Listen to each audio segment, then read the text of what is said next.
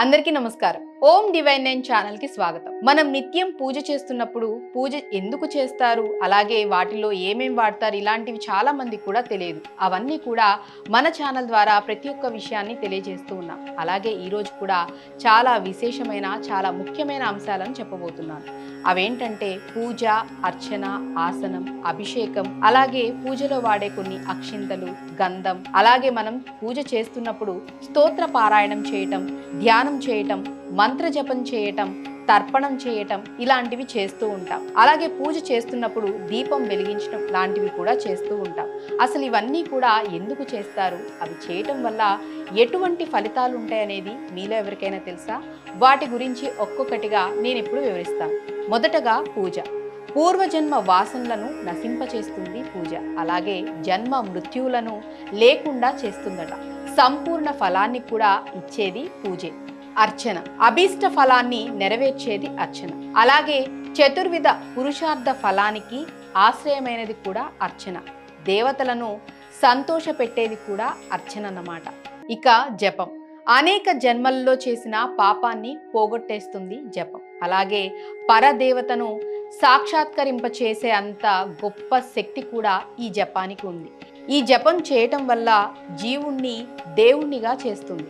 ఆ తరువాత స్తోత్రం. మనం ప్రతి దేవునికి సంబంధించిన పూజ చేస్తున్నప్పుడు దానికి సంబంధించిన స్తోత్ర పారాయణం చేస్తూ ఉంటాం. అలా చేయటం వల్ల నెమ్మదిగా మనసుకి ఆనందాన్ని కలిగింపచేస్తుంది స్తోత్ర పారాయణం. అలాగే సాధకుని తరింపచేసేది కూడా స్తోత్ర పారాయణం. ఆ తర్వాత ధ్యానం. మనం ఎక్కడైనా సరే పూజ చేసిన తర్వాత, లేకపోతే ఆలయానికి వెళ్ళినప్పుడు దర్శనం అయిన తర్వాత కూర్చొని కొంచెం సేపు ఆ స్వామివారిని ధ్యానిస్తూ ఉంటాం. ఇలా ధ్యానం చేయటం వల్ల ఇంద్రియ నిగ్రహం అనేది కలుగుతుందని చెప్తూ ఉంటారు. దీక్ష. మనం దేవునికి సంబంధించి కొన్ని దీక్షలను పాటిస్తూ ఉంటాం. ఆ దీక్షలు కూడా వేసుకుని చాలా నియమనిష్టలతో స్వామివారిని పూజిస్తూ ఉంటాం. దీక్ష చేయటం వల్ల దివ్య భావన కలుగుతుందట. అలాగే పాపాలను కడిగి వేసేది కూడా ఈ దీక్షే. సంసార బంధాల నుండి విముక్తుణ్ణి కలిగించేది కూడా ఈ దీక్షే. ఆ తర్వాత పూజా క్రతువు అభిషేకం. అభిషేకం చేస్తే, అలాగే చేయిస్తే సకల శుభాలు కలుగుతాయని మన విశ్వాసం. అభిషేకం అహంకారాన్ని పోగొట్టి పరమాత్మ తత్వాన్ని మనకు బోధిస్తుంది, అందిస్తుంది కూడా. ఆ తర్వాతది మంత్రం. మనం ఏదన్నా సరే భయం కలిగినా, లేకపోతే బాధ కలిగినా, సంతోషం కలిగినా స్వామివారిని, దేవుణ్ణి ధ్యానించుకునేటప్పుడు మంత్ర జపం అనేది చేస్తూ ఉంటాం. మంత్రానికి చాలా శక్తి కూడా ఉంటుంది. ఈ మంత్రం జపించడం వల్ల, తత్వంపై మననం చేయటం వల్ల భయాల నుండి రక్షించేది మంత్రజపం. అలాగే అఖండ శక్తిని కూడా ఇస్తుంది. పూజా కైంకర్యాల్లో ఆసనం అని మనం వింటూ ఉంటాం. ఈ ఆసనం చేయటం వల్ల ఆత్మసిద్ధి కలుగుతుంది. అలాగే రోగాలను పోగొడుతుంది కూడా. కొత్త సిద్ధిని లేదా నవసిద్ధులను కలిగించేది ఆసనం. ఇక పూజా క్రతువులో మరొకటి తర్పణం. పరివారంతో కూడిన పరతత్వానికి కొత్త ఆనందాన్ని కలిగించేది తర్పణం. ఇక పూజా కార్యక్రమాల్లో మనం ఖచ్చితంగా ఉపయోగించేది గంధం. ఈ గంధం అనేది దేవతలకు చాలా ఇష్టమని చెప్తూ ఉంటారు. గంధానికి ఎందుకంత ప్రాధాన్యత అనేది మీకు తెలుసా?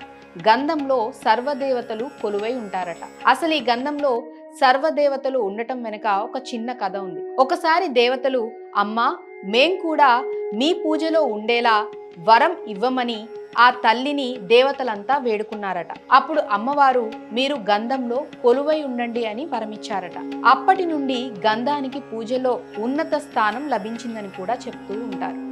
ఆ తరువాతది అక్షతలు. మనం పూజ చేస్తున్నప్పుడు పూజలోనూ అక్షింతలను ఖచ్చితంగా వాడుతూ ఉంటాం. పూజ అయిన తర్వాత కూడా ఆ అక్షతలను తల మీద వేసుకుని దేవుని ఆశీర్వాదంగా తీసుకుంటూ ఉంటాం. కల్మషాలను పోగొట్టడం వల్ల తత్ పదార్థంతో తదాత్వాన్ని కలిగించేవి. పసుపుతో అక్షింతలను చేయటం కానీ, లేకపోతే కొంతమంది కుంకుమతో కూడా ఈ అక్షతలను బియ్యంతో కలిపి చేస్తూ ఉంటారు.